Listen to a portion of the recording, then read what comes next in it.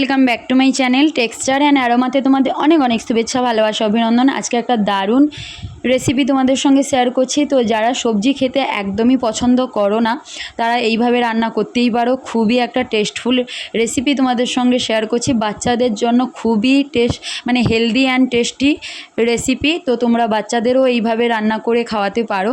তো চলো শুরু করা যাক তাহলে। আমি এখানে দেখো সবজি আমার পছন্দ অনুযায়ী আমি নিয়ে নিয়েছি।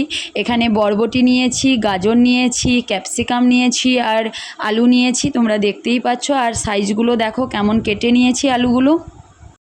তো তোমরা চাইলে ফুলকপিও নিতে পারো, আর ক্যাপসিকামের red bell pepper, yellow bell pepper নিতে পারো, বিনস নিতে পারো, মটরশুঁটি নিতে পারো। আমার কাছে যেইগুলো ছিল আমি সেইগুলো দিয়েই রান্না করছি। তো আমি গাজরগুলো লম্বা লম্বা সাইজে কেটে নিয়েছি, আলুও সেমভাবেই কেটে নিয়েছি, তোমরা দেখতেই পেয়েছো। তো আমি সবার প্রথমে আলুগুলো কষে নেব। তো কড়াইতে সাদা তেল দিয়ে দিয়েছি, দেওয়ার পরে আলুগুলো কষে নেব, লাল লাল করে একদম ফ্রাই করে নেব। তো অলরেডি আমার আলু কষা হয়ে গেছে। এরপরে আমি বরবটিগুলো আমি দিয়ে দেব তেলের মধ্যে। তো সব রকম সবজি আমি এক এক করে ভেজে নিচ্ছি।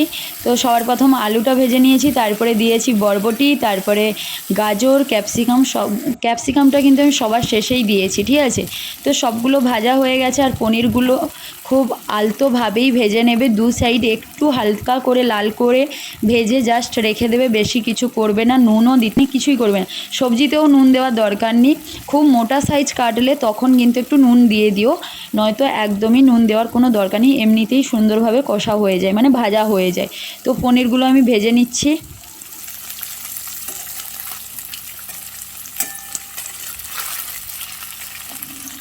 তো মশলাতে আমি এখানে নিয়েছি লবঙ্গ, এলাচ, দারুচিনি আর কালো জিরে ফোড়ন, মৌরি ফোড়ন, জিরে ফোড়ন, সাদা জিরে আর জোয়ান ফোড়ন সব হাফ চামচ করে নিয়েছি। নিয়ে তেলের মধ্যে আমি দিয়ে দিচ্ছি।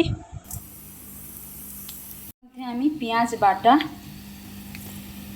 3 চামচ,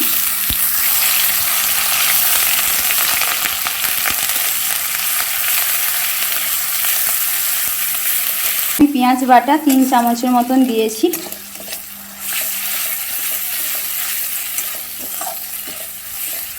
আমি আদা রসুনের বাটা 1 চামচ করে দিয়ে দিচ্ছি। এর মধ্যে পোস্ত বাটা 1 চামচ, কাজু বাদাম বাটা 2 চামচ, চারমগজ বাটা 1 চামচ, কাঁচা লঙ্কা বাটা 1 চামচ,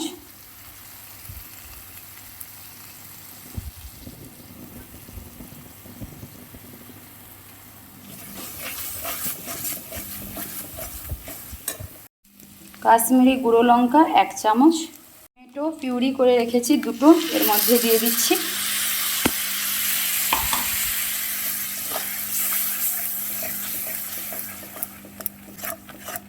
আবারও কষে নেব ভালো করে। এবার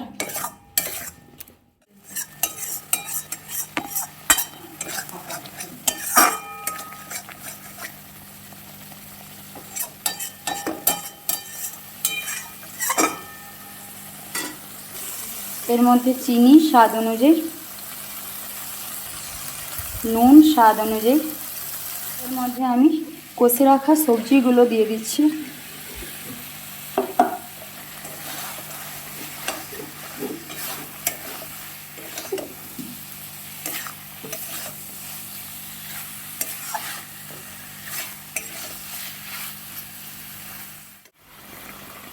হাফ বাটির মতন জল দিয়েছি এখানে।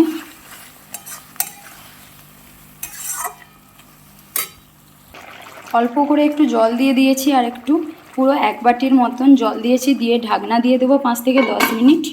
রাখা পনিরগুলো এর মধ্যে আমি দিয়ে দেবো।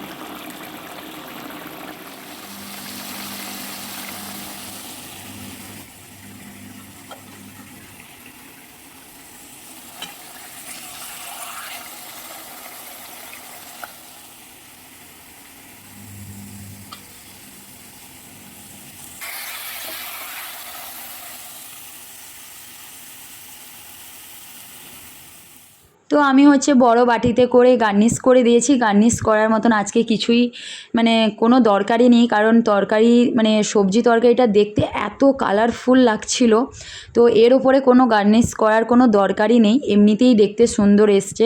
আর এটা যতটা দেখতে সুন্দর তার থেকেও খেতে মানে দ্বিগুণ টেস্টফুল, সত্যি বলছি। অবশ্যই একবার বাড়িতে বানাও, তাহলে বুঝতে পারবে কতখানি টেস্টফুল। আর হচ্ছে যারা একদমই পছন্দ করো না সবজি খেতে, তাদের এইভাবে রান্না করে দাও, তারা অবশ্যই খাবে। আর তাদের মানে পার ডে রান্নায় হয়তো এটাই চাইবে যে এটাই করে দাও। আর বাচ্চাদের জন্য খুবই খুবই একটা দারুণ রেসিপি, কারণ বাচ্চারা সত্যি বলছি একদমই সবজি খেতে চায় না।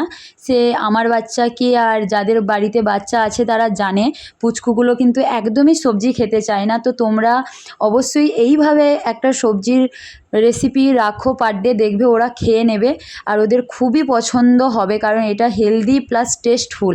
কারণ সব রকম সবজিটাও গেল, প্লাস পনিরও আছে, আর সবুজ সবজি মানেই তো মানে পুষ্টিতে একদম ভরপুর। যাই হোক, তো অবশ্যই বাচ্চাদের এইভাবে রুটিনে এইভাবে একটা সবজি রেসিপি রাখো, পার ডে রাখো, নয় সপ্তাহে 2 দিন থেকে 3 দিন এইভাবে একটা সবজি রেসিপি রাখো, দেখবে তারা একদম মজা করেই খাবে। যেই বাচ্চারা একদম সবজি খেতে চায় না তাদের এইভাবে একবার রান্না করে দাও, দেখবে তারা পুরো মজা করে খাবে। কারণ আমার পুচকুটা সবজি খেতে চায় না, সবজি খেতে মানে খেত, কিন্তু এখন রিসেন্ট একদমই খায় না। তো আমি এইভাবেই রান্না করে ওকে দেই, ও ও পুরো আনন্দ করে খায়, আর মানে চেয়ে চেয়ে খায় যে মামা আরও দাও আরও দাও, এইভাবে মানে আমরাই পাই না, ও যদি খাওয়া শুরু করে আমরা পাই না সত্যিকারে। তো যাই হোক, একটা সুন্দর রেসিপি তোমাদের সঙ্গে শেয়ার করলাম। তোমাদের যদি কোনো কিছু ভালো লাগে তাহলে অবশ্যই একটু লাইক করো, শেয়ার করো, সাবস্ক্রাইব করো, পাশে থাকা বেল আইকন বাটনে ক্লিক করে নিও, তাহলে আমার ভিডিও সবার প্রথম তোমাদের কাছে পৌঁছে যাবে।